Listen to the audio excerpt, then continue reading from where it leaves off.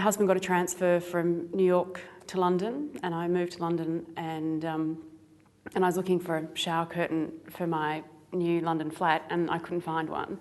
And I just thought, oh, I've seen this done in America. I've seen these products that I want to buy, and I can't buy them in Europe. And in fact, they're made in Europe. So I was pretty astounded. So I just went, oh, look, I can't be the only person looking for a shower curtain, and I can't be the only person looking for some nice towels, and I can't be the only person looking online for it. So that was the idea sort of started, that to find a company that would design and sell really nice shower curtains and really nice towels. And then we kind of went, well, actually, we should just do everything for the bathroom, and we should do it all across Europe.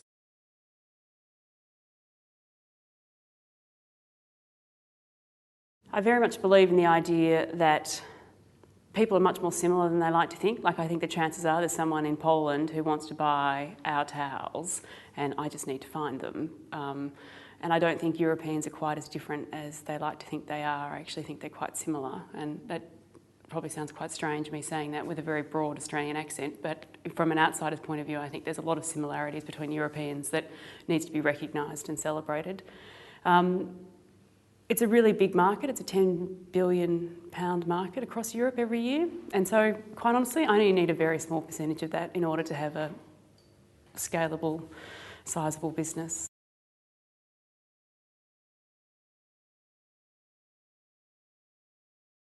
I've had a business plan right from day one, but that's constantly changed and evolved as I've learnt more about the business and learnt more about the market and better defined what I want to do. And I have a feeling that document will continue to change and evolve as the company grows.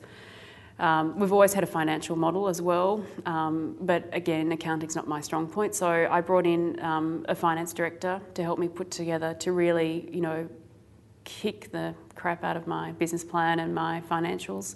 So it was really sturdy, and sort of say, well, how much money do we really need? And what are we going to spend it on? So we've put together quite a sturdy business plan and financial model. And now we are approaching individuals who we think might have a propensity to invest. So the chances are, if you have had any kind of success in homewares or online and are wealthy, you are probably on my hit list. And if I haven't called you, it's just because I haven't got to you yet. So we're kind of we've got a target list of individuals who we're approaching. We haven't gone into any of the angels networks yet, but we may certainly pursue that. So we're looking to raise $400,000, which is sort of a tricky amount of money, because we're too small for VC money, but we're probably a little bit too much for certainly a single angel investor. So we'll probably end up bringing together a series of angel investors.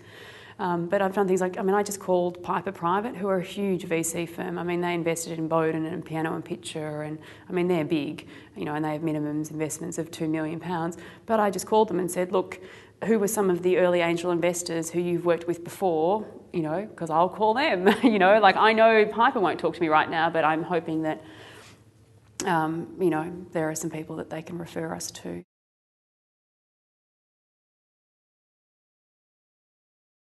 My background's not in traditional bricks and mortar retail. My background is photography production, and then prior to that was website development. So I know the internet. I feel much more comfortable in that world than bricks and mortar. So, and also I think the future of retail is largely online. Like most retailers you talk to nowadays will quite openly admit that their web presence or their web store is their number 1 or 2 performing store. So.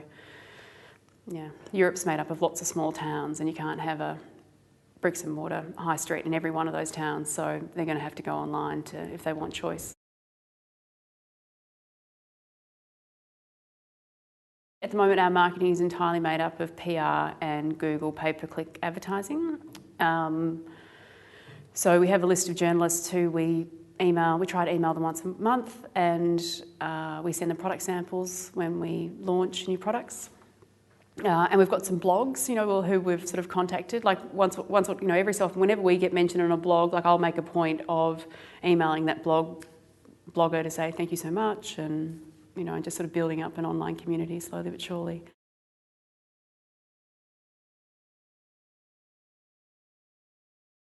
We visit all the factories at least once a year, but we also have the benefit of I do actually get to hang on to the coattails of our US. I get to hang on to the coattails of the US manufacturers because they have very strict standards of what they expect in terms of quality and worker conditions and minimum pay. So yeah, we get to benefit from that by default, but also, as with anything, you get what you pay for, and we've made a very deliberate strategy to work with quality manufacturers because they pay their staff well and pay them in a timely manner, and they have reasonable working conditions. And so that may make our product slightly more expensive, but we think that's more important.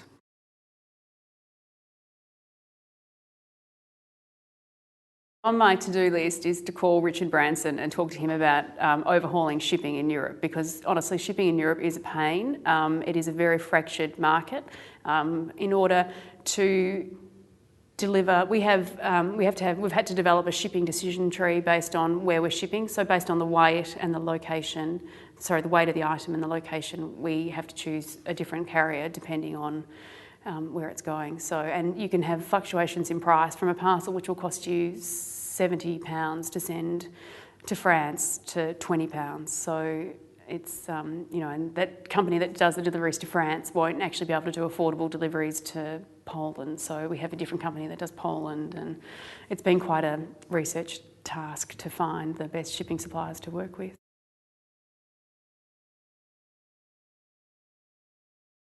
We don't know, honestly, if it's affecting us because we don't have enough historical data to call upon. We're so small that at the moment we grow every month, so tick. But we're very small. Like when you start from a small base, you can only go up. So each month we grow and more people know about us. The question for us is, would we have grown faster in a different market? And I suspect we would have.